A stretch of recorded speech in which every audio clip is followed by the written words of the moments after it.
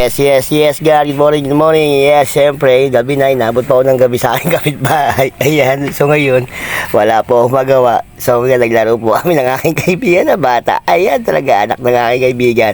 Napakabibong bata na yan. Ayan, oh, kita nyo naman, napakaarot, diba? Oh, so napapansin nyo, talaga namang grabe. Ang saya-saya niya, oh, diba? So ngayon, di ko alam, namamalayan ko ay pinag-aaralan na pala yun ako.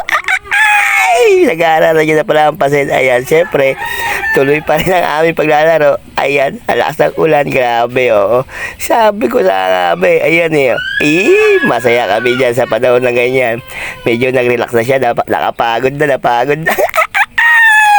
So ngayon, syempre, selfie. Ayan, okay.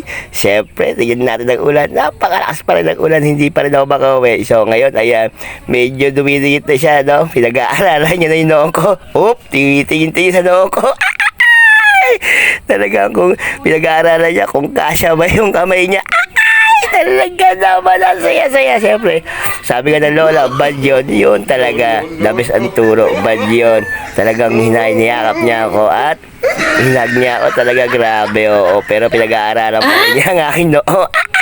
Ayan na po, girl.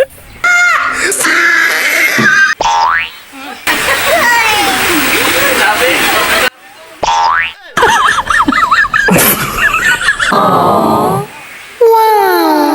2 years old pa lang yan, pero nanghihina ng sorry. Ang bait talagang bata to.